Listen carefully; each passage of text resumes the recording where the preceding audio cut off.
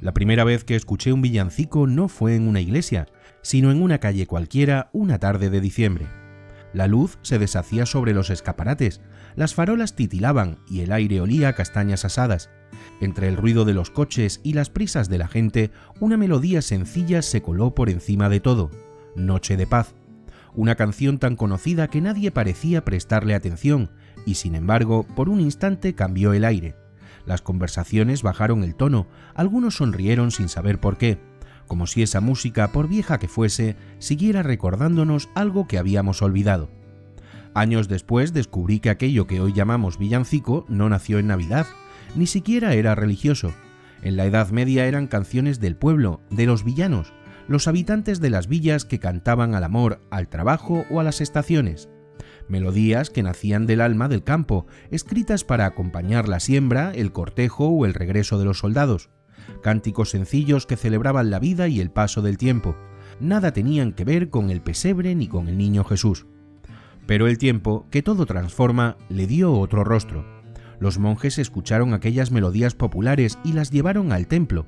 Las voces que antes invocaban la lluvia o el amor empezaron a invocar al niño y a la Virgen. En el Renacimiento, los músicos de corte y de catedral mezclaron lo popular con lo sagrado, y así nació el villancico espiritual, una canción que unía la tierra y el cielo, y la voz del campesino con la del ángel. Quizá por eso los villancicos siempre suenan familiares, aunque cambie el idioma o el siglo. Nacen de un lugar muy antiguo, del impulso humano por cantar juntos cuando llega el invierno.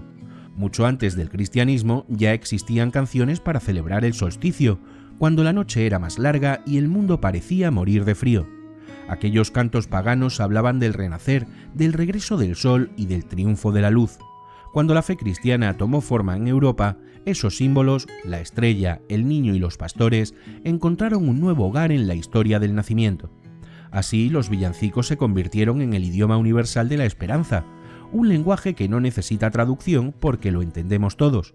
El fuego, el abrazo, el hogar y la promesa de que el invierno no durará para siempre. En ellos late una verdad que trasciende la religión o la tradición, la necesidad de creer que aunque todo parezca dormido, algo en el corazón humano sigue esperando el regreso de la luz.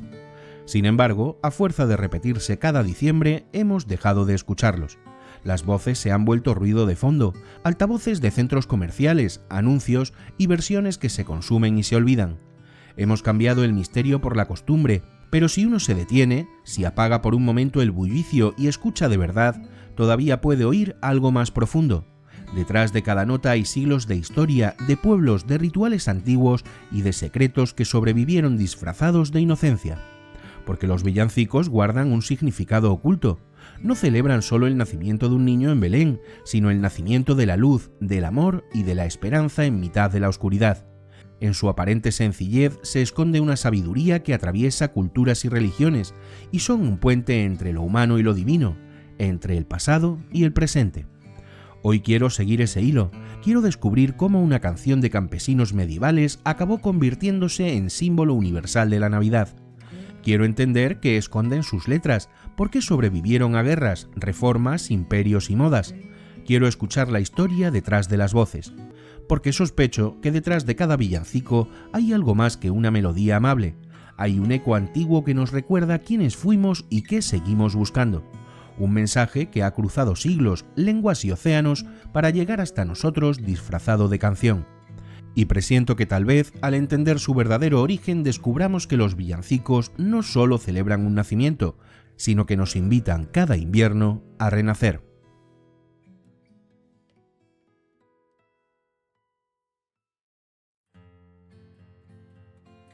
Los villancicos no nacieron bajo las bóvedas de una iglesia, sino en los caminos de tierra y las plazas de piedra. Surgieron del pueblo, de los villanos, los habitantes de las villas medievales cuya vida giraba en torno a las estaciones, las cosechas y los ciclos del sol.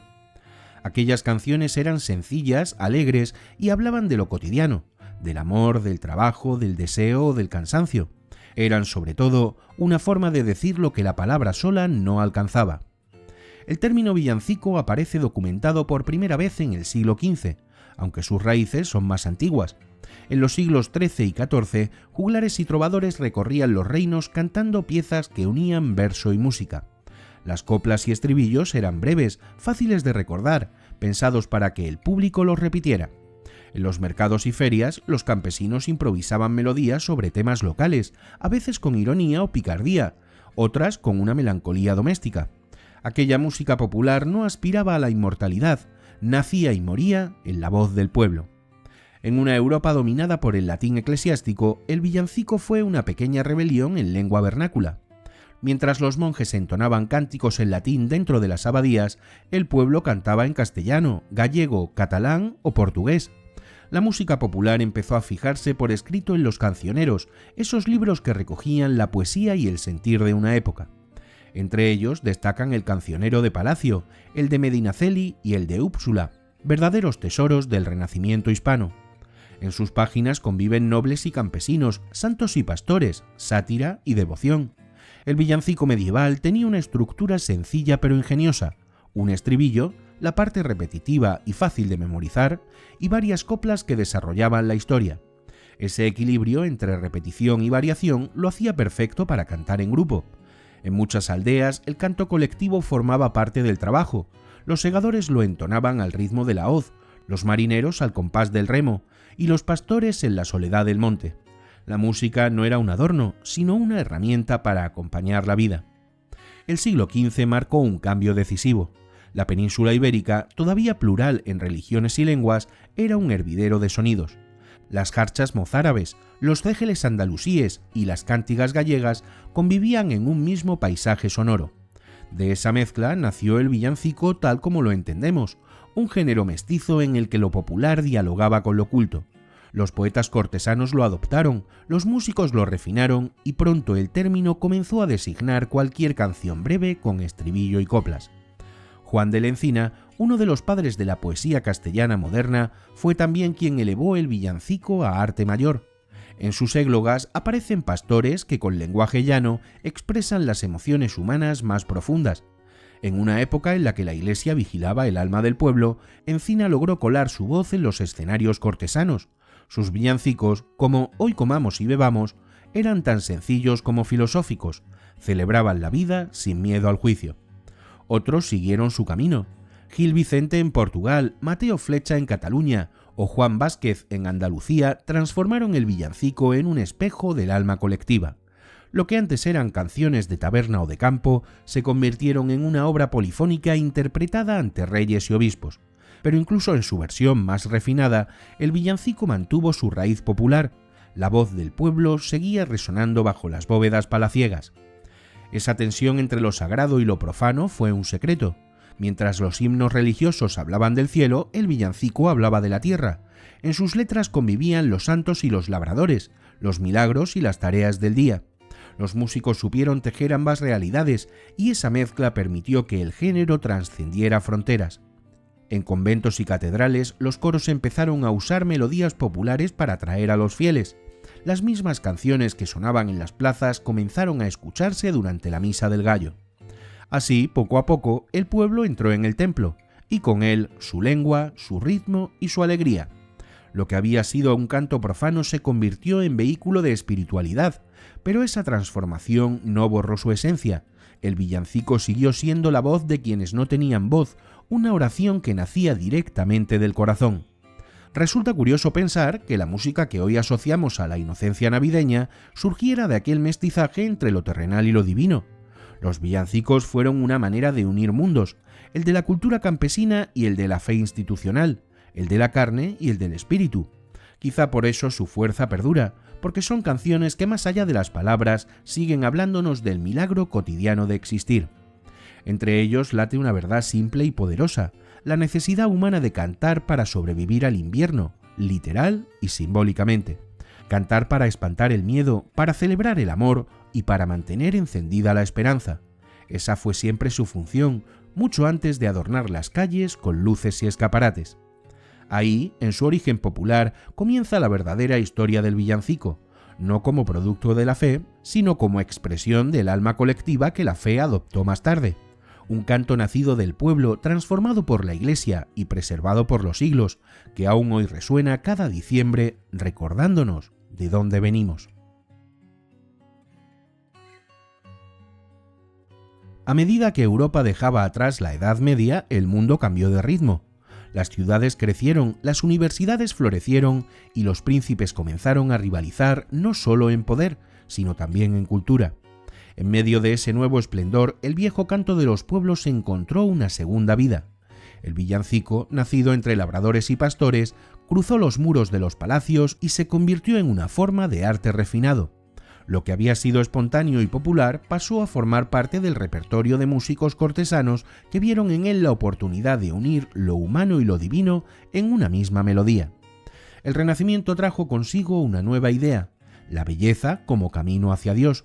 La música, que en la Edad Media había sido instrumento de oración, se convirtió en una ciencia del alma y en una forma de conocimiento. Los compositores estudiaron la proporción, la armonía y la matemática del sonido, y al hacerlo elevaron el villancico de su origen humilde a la categoría de arte culto. En los cancioneros renacentistas el género se multiplicó, las letras se llenaron de metáforas, juegos de palabras y símbolos que mezclaban lo profano con lo sagrado. Algunas piezas hablan del amor humano, otras del divino, y muchas no distinguían claramente entre ambos.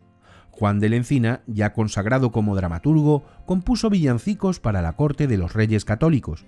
No eran himnos solemnes, sino escenas vivas llenas de humanidad. En ellos, pastores y ángeles conversaban, reyes y campesinos compartían protagonismo, y el milagro del nacimiento se teñía de humor y ternura popular. La polifonía, el arte de entrelazar varias voces independientes, se convirtió en el alma del villancico renacentista. Cada voz aportaba un matiz, un hilo que tejía la armonía total. La música reflejaba el espíritu del tiempo, la idea de que la unidad no se impone, se construye a partir de la diversidad. Era una metáfora perfecta del nuevo orden humanista, donde cada persona era una voz distinta dentro de un gran coro del mundo. Compositores como Francisco Guerrero, Cristóbal de Morales o Tomás Luis de Victoria llevaron esa visión a su máxima expresión. En sus obras, el villancico se transformó en una oración cantada, una danza espiritual que conservaba la frescura popular con la complejidad del arte culto. Escuchar hoy uno de aquellos villancicos es como entrar en una catedral sonora. Las voces se elevan, se entrecruzan y se disuelven hasta crear un espacio donde lo terrenal y lo divino parecen encontrarse. La Iglesia vio en esa música un vehículo de evangelización. En una sociedad mayoritariamente analfabeta, la canción era el medio más eficaz para transmitir la fe, pero el villancico conservaba algo que lo diferenciaba de los himnos litúrgicos, su calidez humana y su vínculo con la vida cotidiana.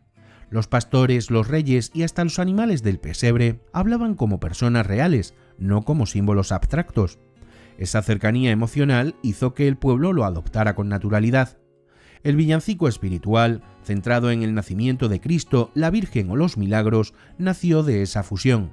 A diferencia del canto gregoriano, solemne y monástico, estaba hecho para ser cantado en comunidad. No exigía virtuosismo, sino sentimiento. Era la voz del pueblo convertida en plegaria. En muchos conventos y parroquias, los himnos latinos fueron sustituidos por versiones en lengua vernácula, especialmente en Navidad. La fe entraba por el oído y la música era su mensajera. Pero el villancico no fue solo un fenómeno religioso, también reflejó la sociedad que lo cantaba. En la corte acompañaba nacimientos, victorias o alianzas políticas. En las universidades los estudiantes lo usaban para burlarse de los poderosos, y en los pueblos seguía siendo un canto de fiesta acompañado de panderos y zambombas. La misma palabra, villancico, abarcaba todo. Ese doble rostro lo volvió casi mágico. Podía ser oración o sátira, misa o taberna. En esa ambigüedad residía su fuerza. El villancico era libre, no respondía a una sola autoridad ni a un solo propósito. Por eso sobrevivió a los cambios de época y de credo. Mientras otros géneros morían con las modas, él se adaptaba y seguía vivo. En los siglos XVI y XVII llegó incluso a representarse dentro de los templos. A veces los coros se dividían en dos, uno celestial y otro terrenal. De un lado los ángeles, del otro los pastores. El público escuchaba maravillado aquel diálogo entre el cielo y la tierra, entre lo humano y lo divino. Era como ver la religión hacerse teatro y la vida convertirse en rito. Y así, sin saberlo, el villancico preparaba su próximo viaje. Cuando los misioneros españoles partieron hacia América, llevaron consigo sus libros de música. En las catedrales de México, Lima o Puebla resonaron las mismas melodías que en Sevilla o Salamanca, pero allí, en el Nuevo Mundo, algo inesperado ocurrió. La música europea se mezcló con los ritmos indígenas y africanos, dando lugar a un nuevo idioma sonoro. Esa fusión barroca será el siguiente capítulo de esta historia, pero antes de cruzar el océano, conviene recordar lo que significó este milagro del Renacimiento: haber tomado una canción del pueblo y haberla elevado hasta convertirla en arte universal. El villancico demostró que la belleza podía unir mundos, que la fe podía expresarse con alegría y que en la música cabían todas las voces del ser humano. Porque si el canto gregoriano aspiraba al cielo, el villancico renacentista abrazó la tierra y en ese abrazo encontró su eternidad.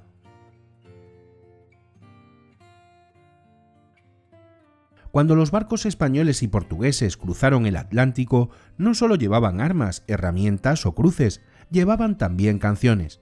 En las bodegas, entre cofres y cálices, viajaban los cancioneros del Renacimiento, las partituras que habían llenado de música las catedrales de la península. Con ellas viajaba el villancico. Lo que en Europa había sido una mezcla entre lo popular y lo sagrado, en América se convirtió en un idioma nuevo. En el Nuevo Mundo, el villancico fue mucho más que un canto navideño, fue un puente cultural. Los misioneros lo usaron para evangelizar, pero los pueblos indígenas lo transformaron en una forma de expresión propia. Lo aprendieron, lo reinterpretaron y lo mezclaron con sus ritos y lenguas. Lo que nació como herramienta de conversión se convirtió en un espacio de encuentro. En las catedrales de México, Puebla, Lima, Guatemala o Cuzco, los coros entonaban villancicos acompañados de percusión, guitarras, maracas y tambores.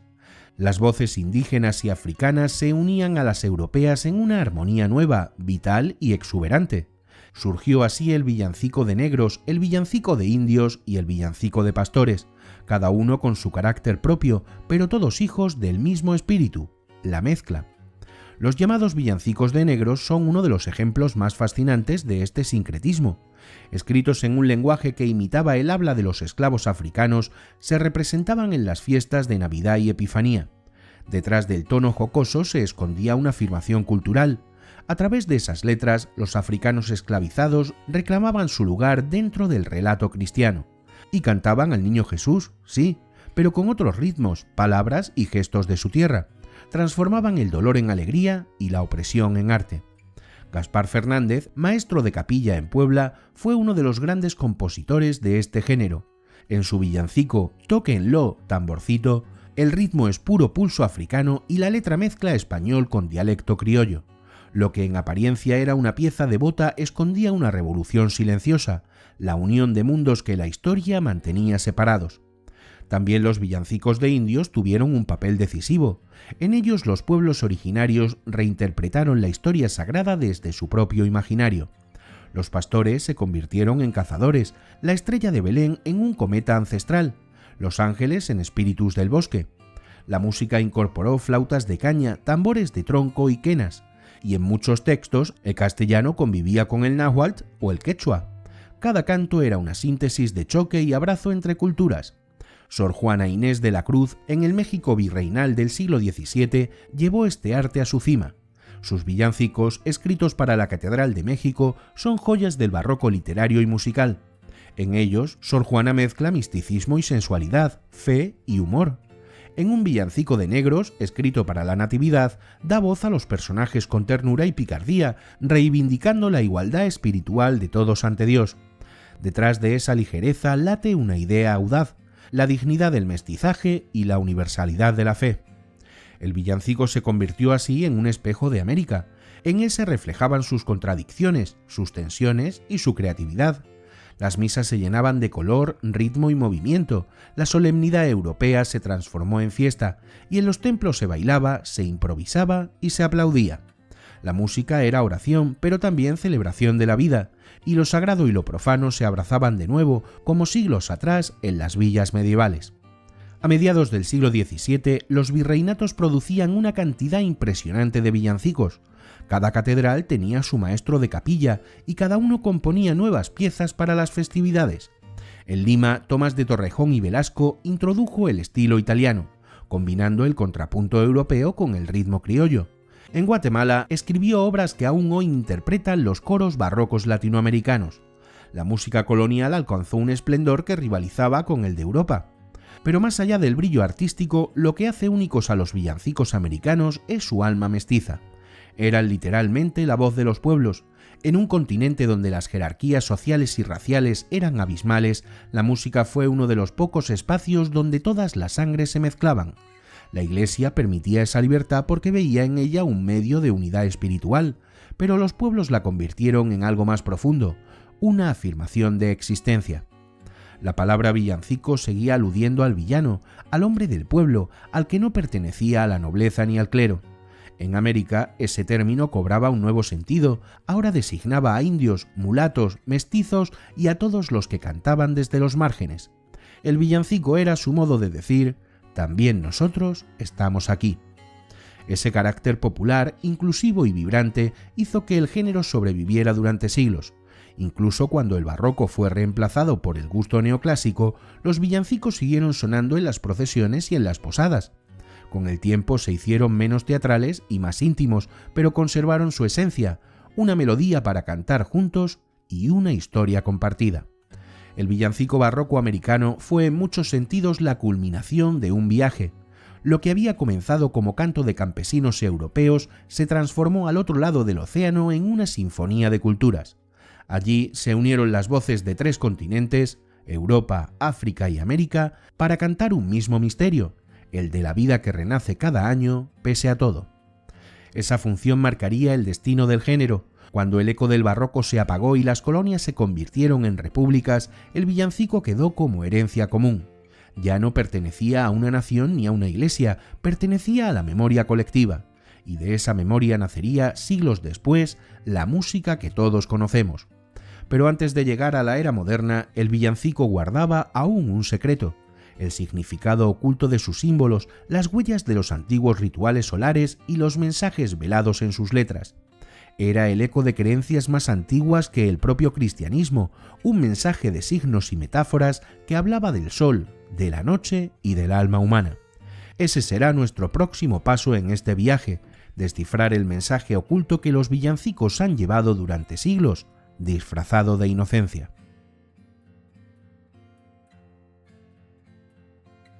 Cada vez que escuchamos un villancico creemos entenderlo. Sus letras parecen sencillas, transparentes y casi infantiles, pero detrás de cada palabra hay siglos de símbolos, metáforas y herencias que van mucho más allá del relato cristiano del nacimiento. Durante la Edad Media y el Barroco, los compositores no escribían solo para conmover o entretener, escribían para enseñar. En un mundo donde la mayoría no sabía leer, las canciones eran sermones disfrazados de melodía y también refugios de antiguos significados que sobrevivieron ocultos entre los versos. Los símbolos más conocidos, el niño, el pesebre, la estrella, los pastores o los animales, no fueron elegidos al azar. Cada uno tiene raíces antiguas, hundidas en tradiciones precristianas. La Navidad, en su sentido astronómico, coincide con el solsticio de invierno, el momento en que la noche alcanza su máxima duración y la luz comienza a renacer. Desde tiempos remotos, los pueblos celebraron esa fecha como el triunfo del sol sobre la oscuridad. Los romanos festejaban las Saturnales, los celtas encendían hogueras en honor a la diosa Brigitte, los germanos decoraban árboles perennes, símbolo de la vida que no muere. Cuando el cristianismo se extendió, todos esos ritos fueron resignificados. El sol Invictus se transformó en el niño Jesús, la luz que regresa al mundo. Por eso los villancicos, aunque hablen del nacimiento, están llenos de imágenes solares. Noche de Paz, por ejemplo, describe la calma que precede al amanecer del día. Campana sobre campana evoca el llamado de la luz que desciende sobre la tierra dormida. Incluso los elementos más humildes, el establo, la paja o los animales, encierran una lección simbólica, representan a la naturaleza entera asistiendo al renacer del espíritu. El pesebre no es solo un lugar, sino un estado interior, el corazón humano dispuesto a acoger lo divino. El buey y la mula, por ejemplo, no aparecen en los evangelios canónicos. Su presencia proviene de textos apócrifos y de antiguas alegorías medievales. El buey simboliza al pueblo judío, la mula a los gentiles. Ambos, reconciliados ante el niño, representan la unión de los mundos. También pueden leerse como los dos principios de la naturaleza, lo activo y lo pasivo, lo solar y lo lunar, o el trabajo y el reposo. En el fondo, el pesebre es un pequeño cosmos en equilibrio. Los pastores encarnan al hombre común, al que vive cerca de la tierra y de sus ciclos. Son los primeros en recibir el anuncio porque su corazón está libre de soberbia. Los Reyes Magos, en cambio, representan el saber y la ciencia. Su viaje guiado por la estrella es la metáfora del conocimiento que busca a la verdad. En el encuentro entre ambos, pastores y magos, el villancico enseña que la fe y la razón no se oponen, se necesitan. El papel de la Virgen María también trasciende la devoción religiosa. En muchos villancicos se la describe como la rosa, la fuente, la estrella o la puerta del cielo. Cada una de esas imágenes procede de las tradiciones simbólicas anteriores. La rosa representa el amor divino que florece en el invierno. La fuente, la sabiduría que brota del silencio. La estrella, la guía interior del alma. Y la puerta, el umbral entre lo humano y lo eterno. En María se condensan los arquetipos de la madre, la diosa y la naturaleza fértil. Su pureza no es moral, sino cósmica. Simboliza la capacidad de la vida para engendrar luz en medio de la oscuridad. Incluso el niño, centro de todos los cantos, encierra un misterio más antiguo que Belén. En Egipto, Horus nacía cada año de Isis en el solsticio. En Grecia, Dionisio moría y renacía con la vegetación. En Persia, Mitra veía la luz en una cueva el 25 de diciembre, rodeado de pastores. Todos esos relatos celebraban el mismo principio, el renacimiento de la luz y la renovación del tiempo. El cristianismo no los negó, los transformó, les dio un rostro humano y un mensaje de amor universal. Los villancicos conservaron esa herencia simbólica, aunque su sentido se fue volviendo más sutil. En el barroco, muchos compositores introducían en sus letras significados alegóricos que solo los iniciados comprendían. El niño dormido podía representar el alma que aún no había despertado a la fe, el portal humilde, el cuerpo como morada del espíritu. Las repeticiones, las modulaciones ascendentes o los cambios de ritmo tenían a veces una intención espiritual, reflejar la ascensión del alma hacia lo divino. Pero no todo era misticismo. En los pueblos, el villancico seguía siendo también un lenguaje de resistencia. En tiempos de censura o represión, la gente escondía mensajes sociales o políticos bajo apariencias inocentes. Algunas coplas hablaban, disfrazadas de devoción, de hambrunas o injusticias. En Andalucía, por ejemplo, se cantaban villancicos que denunciaban los impuestos de los señores. En América, otros expresaban el deseo de libertad de los pueblos indígenas y afrodescendientes. El villancico era, al mismo tiempo, oración, enseñanza y protesta. Esa doble vida, sagrada y profana, explica su fuerza y su supervivencia. Era una música capaz de adaptarse a cualquier contexto sin perder su esencia. En el templo o en la calle seguía transmitiendo el mismo mensaje, la esperanza de que la luz vencerá a la oscuridad. El simbolismo del villancico no se limita a sus letras, también su forma musical encierra significado. El ritmo ternario, ese compás de 3 tiempos que invita al balanceo, evoca el número sagrado de la Trinidad, pero también el pulso de la vida y el latido del corazón. La alternancia entre estribillo y copla recuerda los ciclos del día y la noche, del trabajo y del descanso. En su repetición hay algo hipnótico, casi ritual, que nos conecta con una memoria ancestral. Tal vez por eso, cuando escuchamos un villancico antiguo, sentimos que va más allá de la nostalgia. Es como si una parte de nosotros reconociera en esas melodías una verdad que no necesita explicación, que el mundo, pese a todo, vuelve a comenzar. El mensaje oculto de los villancicos no es un secreto hermético, sino una intuición compartida, la certeza de que la vida siempre renace, incluso cuando parece extinguirse. En cada nota se esconde una promesa, y quizá por eso, siglo tras siglo y generación tras generación, seguimos cantándolos sin saber exactamente por qué, pero sintiendo de algún modo que al hacerlo mantenemos viva una antigua llama.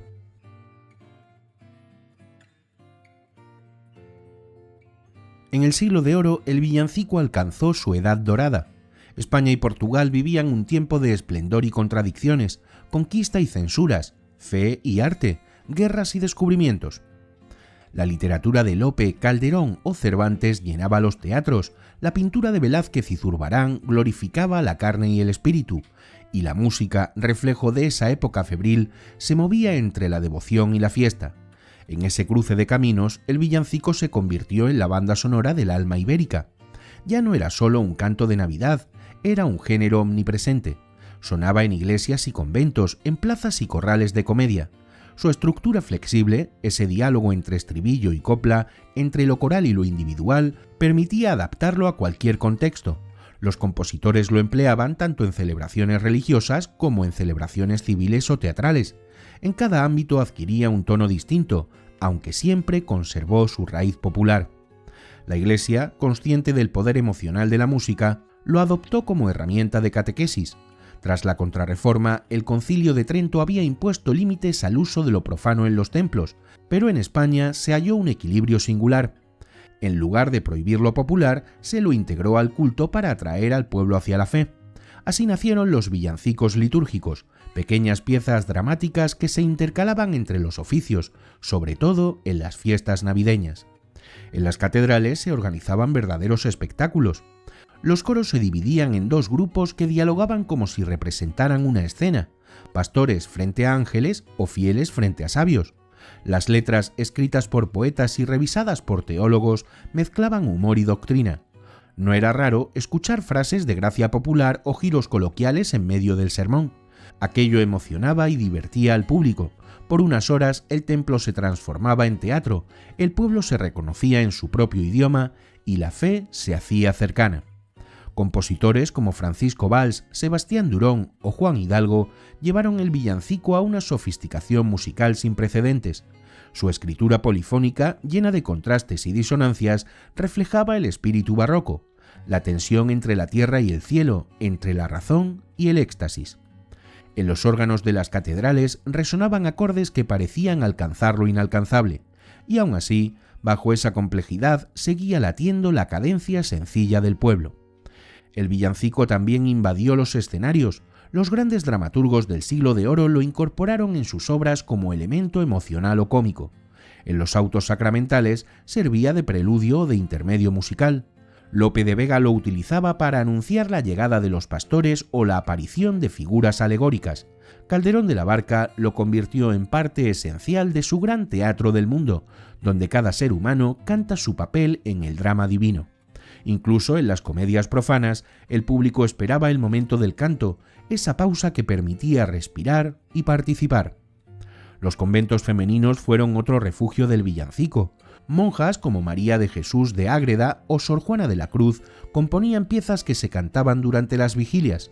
En esos muros clausurados, la música era una forma de libertad. Las voces femeninas, invisibles para el mundo exterior, se alzaban en coros que hablaban de amor místico, de deseo de unión con lo divino. La frontera entre lo humano y lo sagrado se desdibujaba y el villancico se convertía en su puente.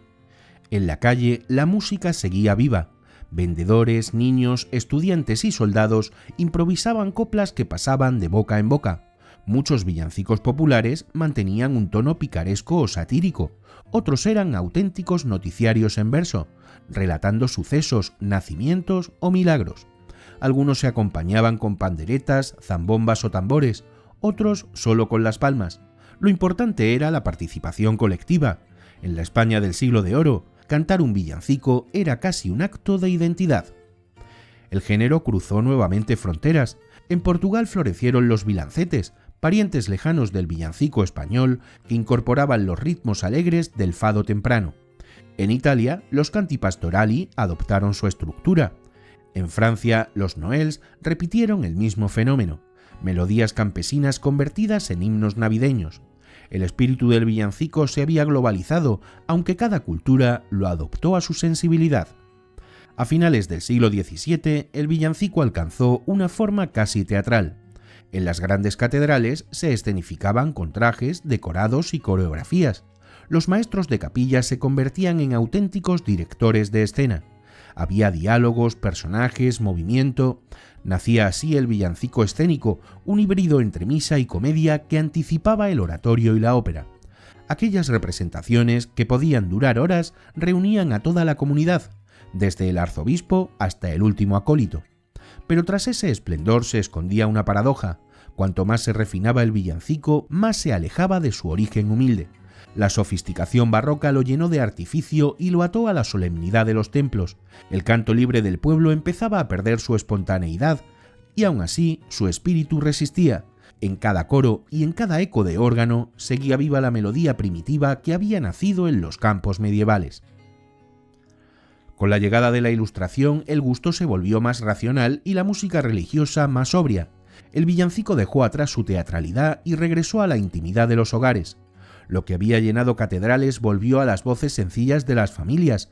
La rueda del tiempo lo devolvía al lugar del que había salido. El siglo de oro dejó un legado inmenso, cientos de partituras, letras, testimonios y leyendas, pero su herencia más profunda fue otra: demostrar que el arte, cuando nace del pueblo, puede elevarse hasta lo divino sin perder su humanidad.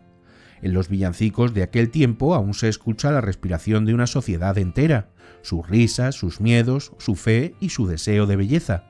Esa unión entre lo popular y lo espiritual marcaría el rumbo del género en los siglos siguientes, porque, al fin y al cabo, el villancico nunca fue una canción, fue y sigue siendo una forma de entender el mundo, un recordatorio de que la alegría también puede ser una forma de oración.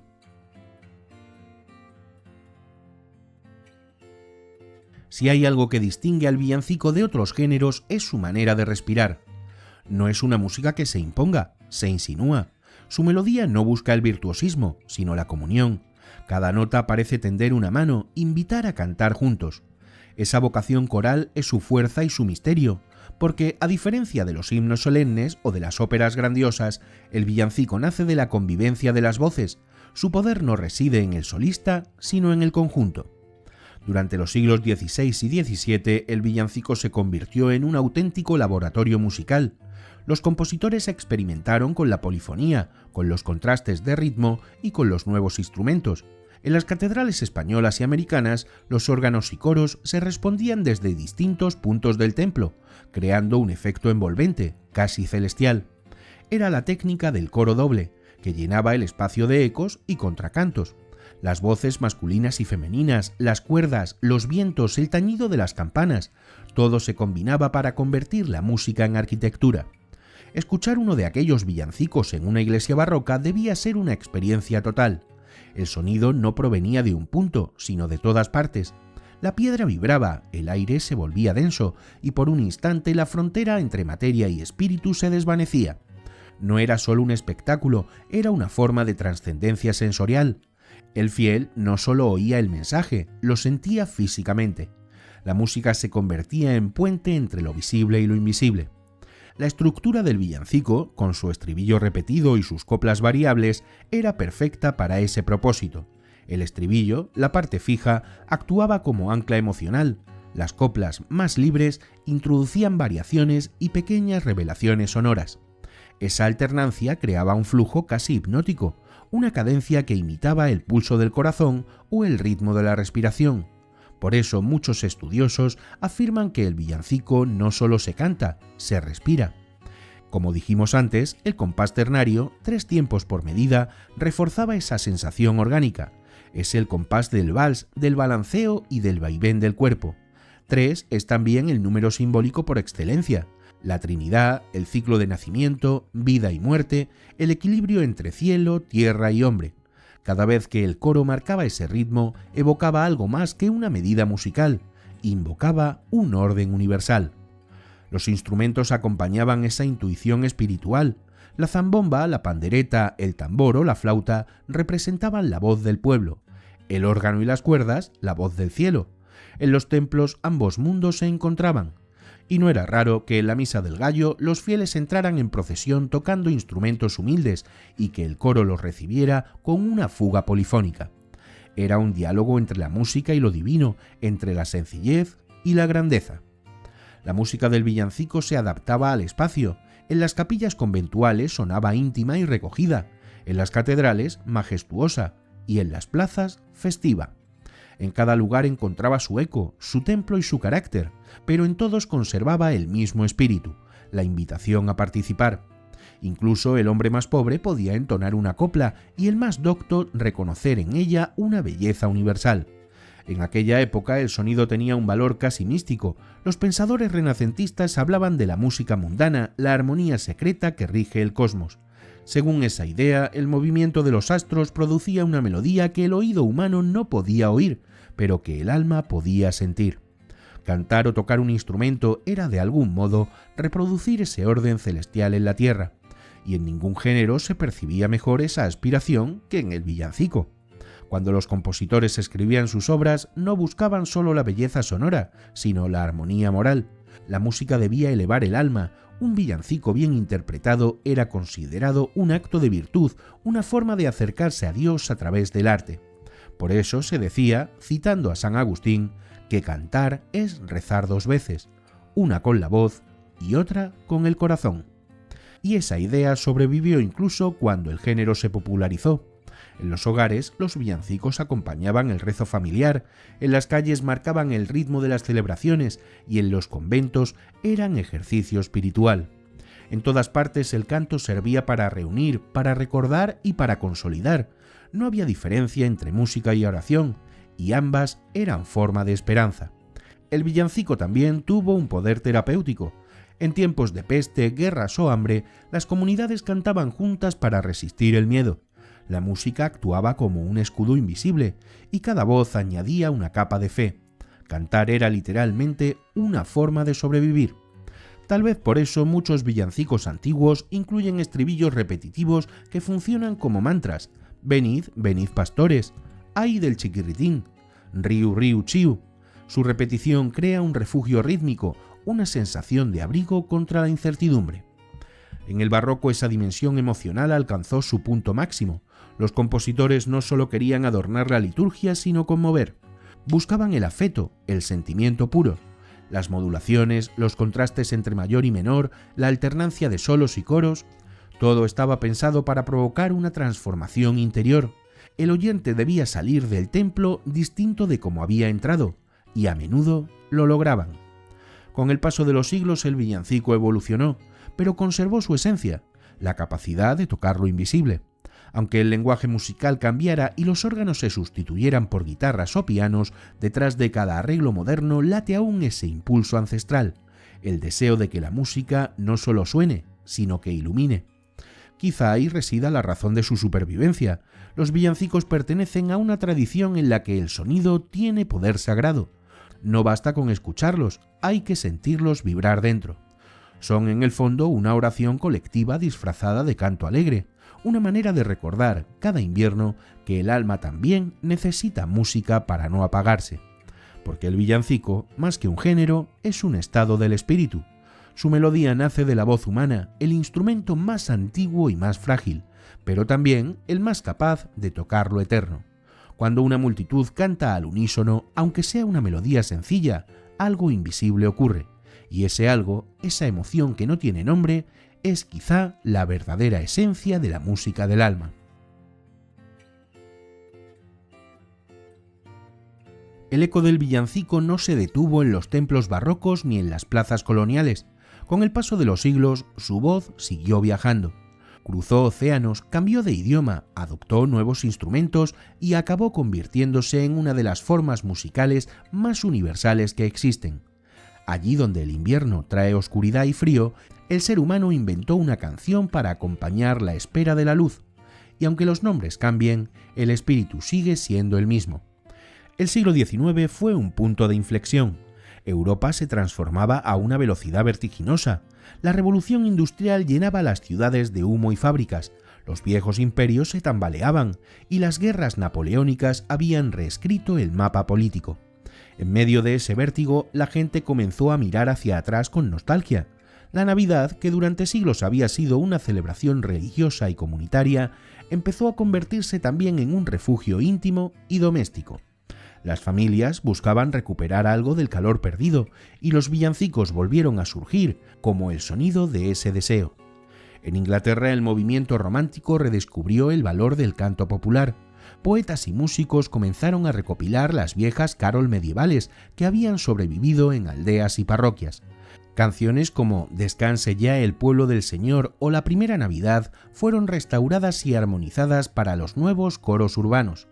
En Alemania, el espíritu luterano impulsó un repertorio de himnos navideños, entre ellos el célebre O Tannenbaum, nacido de una antigua canción folclórica dedicada al abeto, símbolo de la vida perenne. Pero fue Austria quien dio al mundo el villancico más universal de todos, Stille Nacht, conocido en español como Noche de Paz. Su historia tiene algo de milagro. La noche del 24 de diciembre de 1818, en la pequeña iglesia de San Nicolás, en Oberdorf, el joven sacerdote Joseph Mohr descubrió que el órgano estaba averiado. Para no dejar sin música la misa del gallo, escribió apresuradamente un poema y se lo entregó a su amigo Franz Xaver Gruber, maestro de escuela y músico aficionado. Gruber compuso una sencilla melodía para voz y guitarra. Aquella noche ambos la interpretaron ante los feligreses sin imaginar que estaban creando una de las canciones más conocidas de todos los tiempos. Noche de Paz encarna la esencia del villancico moderno, una melodía serena, repetitiva, fácil de cantar en grupo, una letra que habla de calma y esperanza, y una emoción que trasciende cualquier frontera. Traducida a más de 300 idiomas, se ha cantado en guerras, en refugios, en hogares humildes y en catedrales majestuosas. Durante la Primera Guerra Mundial, en la Nochebuena de 1914, soldados británicos y alemanes la entonaron junto a las trincheras del frente occidental. Por unos minutos, la música logró lo que los gobiernos y las iglesias no habían conseguido: el silencio de las armas. A partir de ese momento, el villancico dejó de ser solo un canto religioso, se convirtió en símbolo de paz universal. Los compositores comenzaron a escribir piezas nuevas, inspiradas en el espíritu navideño, aunque ya sin referencia directa al nacimiento.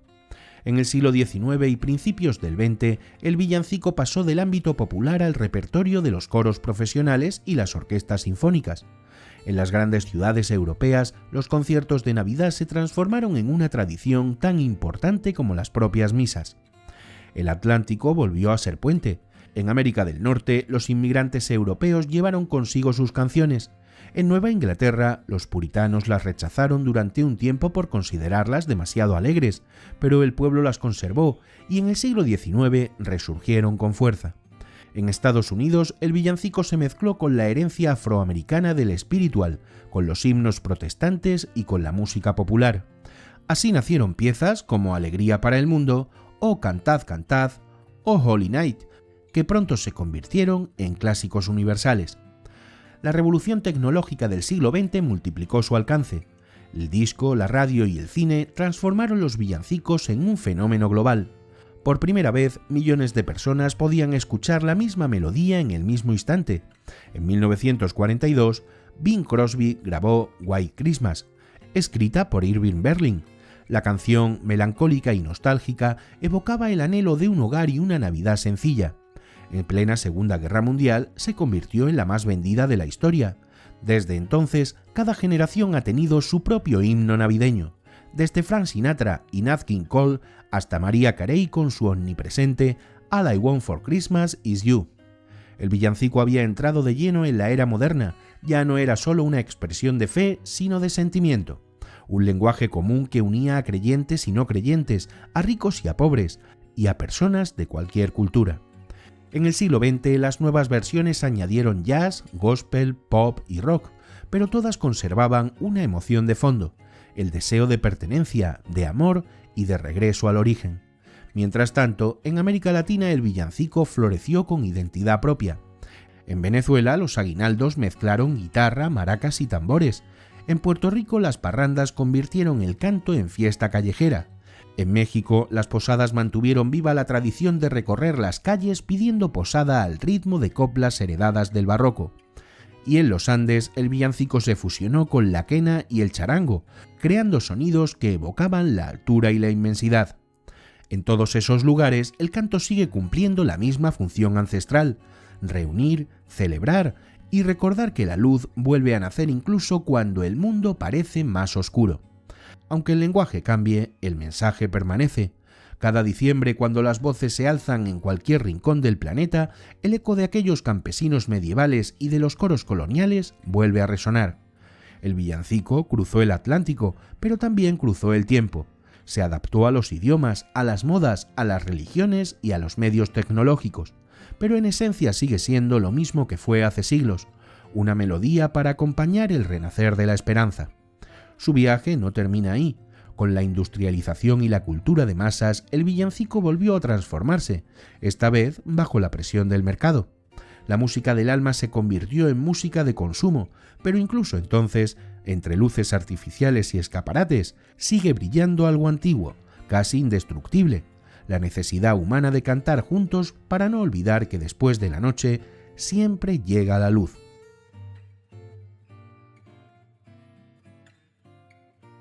El siglo XX cambió para siempre la relación entre el ser humano y la música. Lo que durante siglos había sido un acto comunitario, una voz que se unía a otras voces, pasó a convertirse en un producto que se escuchaba a solas. El fonógrafo, la radio y el cine transformaron el sonido en mercancía, y el villancico, que había nacido como plegaria compartida, acabó convertido en un símbolo global de consumo. Su historia, desde entonces, oscila entre dos fuerzas: la nostalgia del misterio y la seducción del mercado. En las décadas de 1930 y 1940, la Navidad empezó a adquirir un nuevo rostro. En plena Gran Depresión, Estados Unidos necesitaba símbolos de esperanza y la industria cultural supo crearlos. El cine de Hollywood, los grandes almacenes y la publicidad rediseñaron la iconografía navideña. Santa Claus se volvió más corpulento y amable, el árbol más luminoso y la nieve más perfecta. Las canciones acompañaron esa transformación: Blanca Navidad, Que tengas una feliz Navidad, o Canción de Navidad, hablaban de hogares cálidos, chimeneas encendidas y reencuentros familiares. Eran en esencia villancicos modernos, melodías sencillas, letras universales y una emoción compartida. Pero ya no se cantaban al unísono, se escuchaban. La industria del entretenimiento descubrió pronto el poder comercial de la nostalgia. Cada diciembre las emisoras repetían los mismos temas y los artistas competían por lanzar su propia versión. El villancico se convirtió en un género rentable, una tradición que se podía vender. En apenas unas décadas pasó de los templos a los estudios de grabación, de los coros parroquiales a las listas de éxitos. Lo que antes había sido un acto espiritual se transformó en una banda sonora omnipresente. Y sin embargo, incluso en esa transformación, algo esencial sobrevivía. Cuando los cantantes americanos cantaban aquellas canciones, lo hacían con una sinceridad que trascendía el artificio.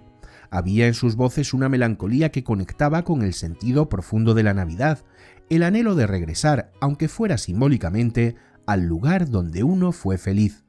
En un mundo cada vez más industrializado y anónimo, el villancico ofrecía una ilusión de hogar. En Europa, la posguerra devolvió al villancico su carácter de consuelo. En Alemania, coros enteros surgieron entre las ruinas. En Francia, Petit Papá Noel se convirtió en himno de reconciliación. Y en España, los villancicos tradicionales resurgieron durante los años 50 y 60, impulsados por la radio pública y por el deseo de recuperar las raíces culturales.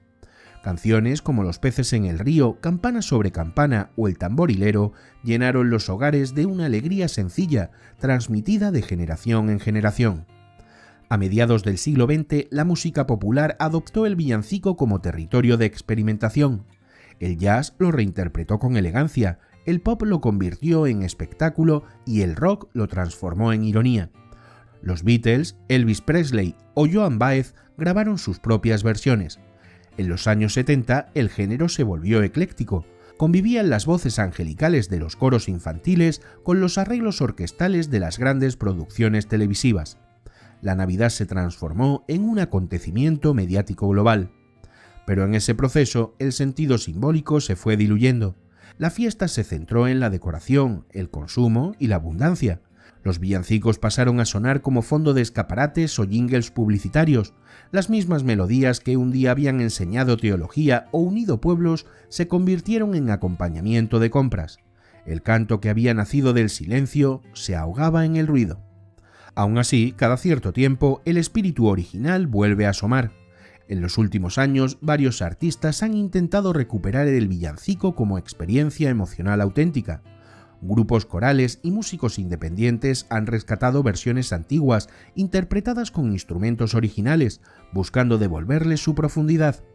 En muchos templos y auditorios de Europa y América, los conciertos de Navidad se han convertido en pequeñas peregrinaciones espirituales, momentos de pausa en medio del vértigo contemporáneo.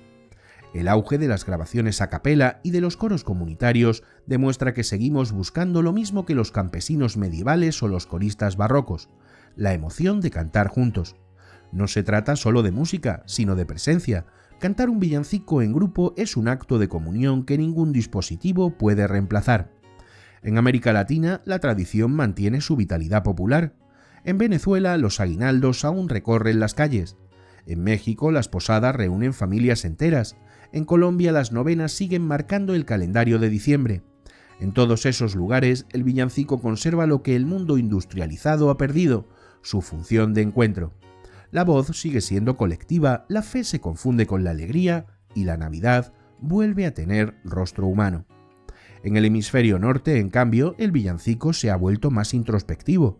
Las versiones modernas suelen mezclar nostalgia y soledad, como si el invierno exterior reflejara el interior de las personas. Las letras ya no hablan solo del niño, sino del deseo de reconciliación, del amor perdido y del tiempo que se escapa. Es el eco contemporáneo de un mensaje antiguo, la necesidad de esperanza en medio de la oscuridad. Paradójicamente, el villancico comercial y el espiritual no son enemigos. Uno existe gracias al otro. La industria mantiene vivo el hábito y la emoción auténtica encuentra, entre tanto ruido, una rendija por donde colarse. Puede que la publicidad lo utilice, pero basta una sola voz sincera para recordarnos su verdadero sentido. Cuando un coro entona adestes fideles en una plaza o un grupo de niños canta el burrito sabanero con entusiasmo, el tiempo se detiene. Por un instante, el canto recupera su origen, la unión de muchas almas en un solo sonido. Hoy, en pleno siglo XXI, los villancicos sobreviven en todas sus formas: corales, acústicos, electrónicos, cinematográficos. Algunos suenan en streaming, otros en calles empedradas de pueblos que parecen detenidos en el tiempo. Pese a la comercialización, pocos géneros han demostrado tanta resistencia, tal vez porque su mensaje no pertenece a ninguna religión ni a ninguna época. Habla de algo más antiguo y más profundo, el deseo humano de creer que después de la noche siempre llega el amanecer. Y mientras el mundo cambia, mientras los drones sustituyen a los ángeles y las pantallas a los vitrales, esa melodía ancestral sigue sonando cada diciembre, recordándonos que la música, por banal que parezca, puede seguir siendo sagrada.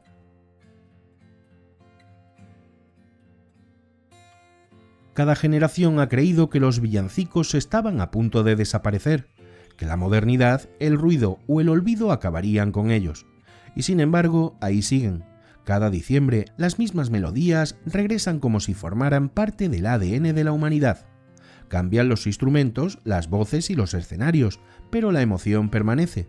En medio del universo, real o simbólico, el ser humano vuelve a cantar, y esa persistencia, más que una costumbre, es un misterio. Tal vez lo que sobrevive en los villancicos no sea la música, sino la necesidad que los originó, el impulso de compartir el fuego.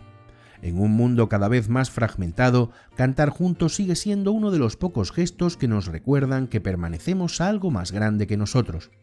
No importa la lengua ni la religión, cuando una comunidad entona una canción navideña, invoca la misma energía que movía a los campesinos medievales bajo el cielo estrellado. La energía de la esperanza colectiva. En ese sentido, los villancicos son un espejo de nuestra historia. En ellos está todo: la fe y la duda, la alegría y el miedo, el esplendor y la pobreza. Son la biografía sonora de Occidente.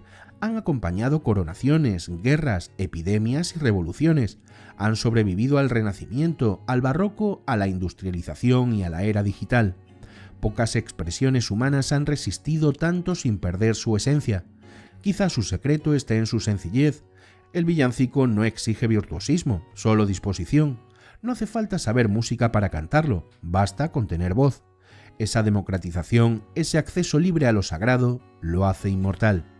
A diferencia de las sinfonías o de las óperas, que necesitan recursos, el villancico puede existir en cualquier lugar. Basta un grupo de personas, un ritmo y una historia. Su poder radica en que pertenece a todos. Hay en ellos algo profundamente humano, la conciencia de la fragilidad. Casi todos los grandes villancicos, antiguos o modernos, comparten un tono de ternura melancólica. Hablan del nacimiento, pero también de la vulnerabilidad. El niño en el pesebre es un símbolo universal, la vida recién llegada al mundo, indefensa y necesitada de calor. Y quizá por eso conmueven tanto, porque cada uno al escucharlos recuerda su propia infancia, su búsqueda de cobijo. En ese sentido, los villancicos no celebran solo un acontecimiento religioso, sino la experiencia común de ser humanos. A lo largo de los siglos, las letras han cambiado, pero la metáfora permanece. El pesebre se ha convertido en hogar, la estrella en esperanza, los pastores en pueblo.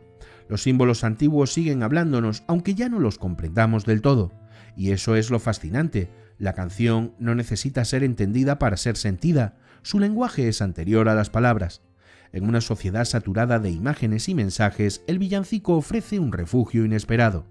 Frente al ruido y la prisa, propone algo radicalmente distinto: el silencio compartido. Cuando en una iglesia o en una plaza la multitud deja de hablar y comienza a cantar, el tiempo se detiene. Por un instante, todos respiran al mismo tiempo. Y ese momento, mínimo pero inmenso, es lo que sobrevive. La experiencia de estar juntos, de sentirse parte de un coro invisible. Incluso la ciencia ha intentado explicar ese fenómeno. Los neurólogos saben que cuando varias personas cantan al unísono, sus ritmos cardíacos se sincronizan. El cuerpo se adapta al compás colectivo. Es literalmente una forma de comunión física. Tal vez por eso, al cantar un villancico, uno siente que algo se ordena dentro. El caos se apacigua y el corazón se acompasa al de los demás. En un mundo cada vez más individualista, ese pequeño milagro biológico se ha vuelto casi un acto de resistencia. El mensaje que sobrevive entonces no es religioso en el sentido dogmático, es espiritual en el sentido humano. Los villancicos nos recuerdan que la fe, en Dios, en la vida o en los demás, no se enseña, se contagia. Que la esperanza no se impone, se comparte. Y que la luz que celebramos en diciembre no es solo la del sol o la del niño, sino la que cada uno guarda dentro, esperando ser encendida por otra voz. Muchos artistas contemporáneos lo han comprendido así, desde los coros que interpretan repertorios renacentistas con instrumentos antiguos hasta los músicos que mezclan villancicos con jazz, flamenco o electrónica. Todos buscan lo mismo: reconectar con la emoción original. Y lo consiguen, porque incluso envueltos en nuevas formas, los villancicos siguen siendo reconocibles. Su estructura, su cadencia y su tono afectivo permanecen intactos, como un hilo invisible que une el pasado con el presente. En los últimos años, las redes sociales les han dado una segunda vida. Cada diciembre, miles de personas suben sus versiones caseras de villancicos, grabadas con guitarras, pianos o simplemente con sus voces. Lo que podría parecer banal es en realidad un gesto antiguo. En esa inmensa red digital resuena con otro timbre la misma emoción que llenaban los templos barrocos o las plazas medievales. Quizá el verdadero milagro del villancico no sea su longevidad, sino una capacidad para adaptarse a cada época sin perder el alma. Se canta con órgano o con guitarra eléctrica, en latín o en inglés, en catedrales o en plataformas de streaming, y siempre significa lo mismo: que la vida, a pesar de todo, merece ser celebrada. Y así, entre las luces del siglo XXI, los villancicos siguen recordándonos que la música no necesita grandilocuencia para ser trascendente, que basta una voz y un corazón para mantener viva la llama. Son, en definitiva, una metáfora de la humanidad misma, imperfecta, contradictoria, pero obstinadamente luminosa. Porque al final lo que sobrevive no es la forma ni la letra, sino el gesto, el acto de reunirse, de cantar, de compartir el calor en medio del invierno. Eso es lo que desde hace más de 1000 años llamamos villancico, y mientras exista una voz que quiera alzarse en la oscuridad, esa melodía seguirá sonando, recordándonos lo que somos, criaturas que frente al frío del mundo aún creen en el poder de una canción.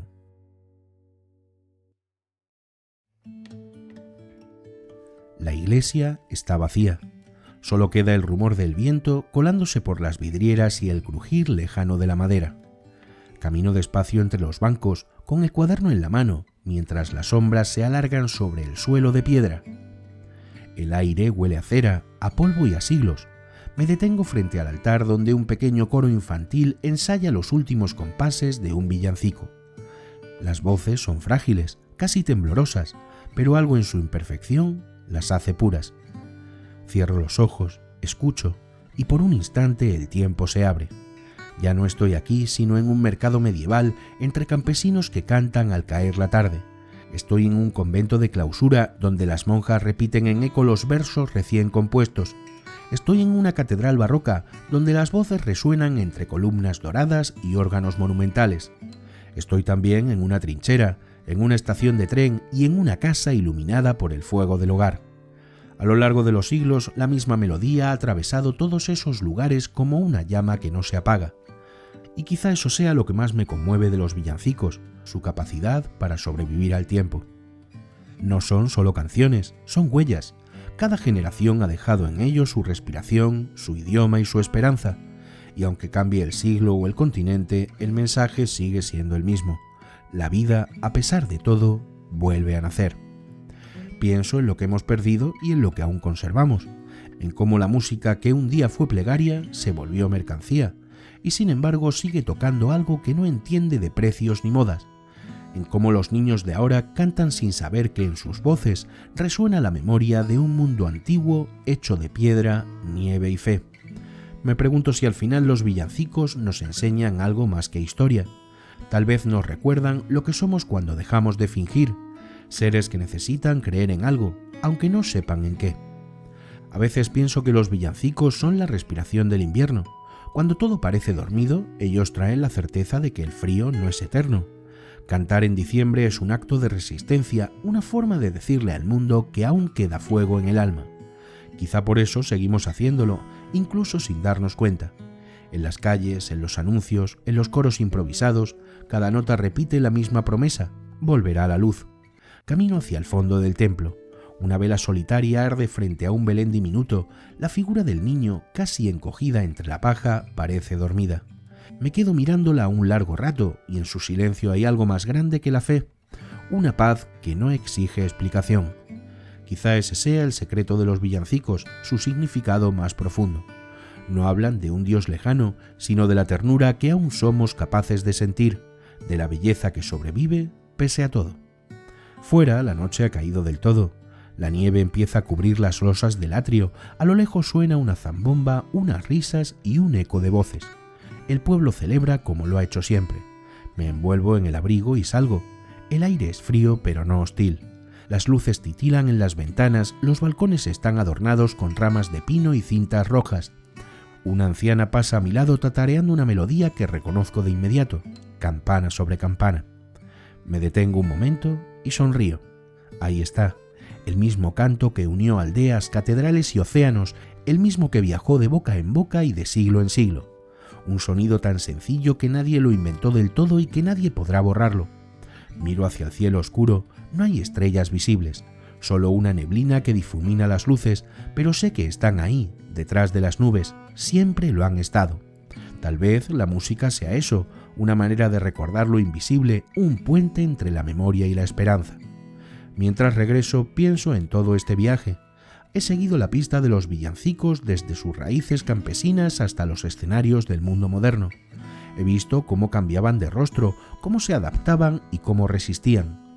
Y al final, después de tanto camino, comprendo que no era una historia sobre canciones, sino sobre nosotros, sobre nuestra obstinación por cantar, por creer y por celebrar la vida, incluso cuando duele. Antes de cerrar la puerta de la iglesia, escucho por última vez el eco de las voces infantiles. Ya no desafinan, cantan con fuerza, con esa inocencia que ningún maestro puede enseñar. Me quedo quieto y respirando despacio. La melodía sube, se expande, llena el aire, y entonces entiendo lo que había buscado sin saberlo, que cada villancico, en el fondo, es un espejo. Un espejo que nos recuerda lo que fuimos y lo que aún podemos ser, el reflejo de una humanidad que pese a sus errores sigue necesitando encender una luz en mitad del invierno. Apago la vela, cierro el cuaderno y salgo al frío. El viento huele a nieve y a pan recién hecho. Camino calle abajo oyendo a lo lejos los cantos que se mezclan con el repique de una campana. Y mientras la noche me envuelve, pienso que quizá la historia de los villancicos no terminará nunca. Porque mientras alguien en algún lugar vuelva a entonar esa melodía, el mundo, aunque sea por un instante, volverá a estar en paz.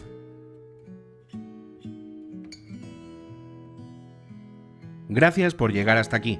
Si te ha gustado el vídeo, dale a like, compártelo y deja en comentarios si tienes dudas, lo que más te ha removido e incluso lo que menos te ha gustado. Es como más nos ayudas a seguir creciendo. Y si no quieres perderte nuestra próxima investigación, suscríbete y activa la campanita. Nosotros nos quedamos removiendo el pasado para nuestro próximo vídeo. ¡Hasta la vista!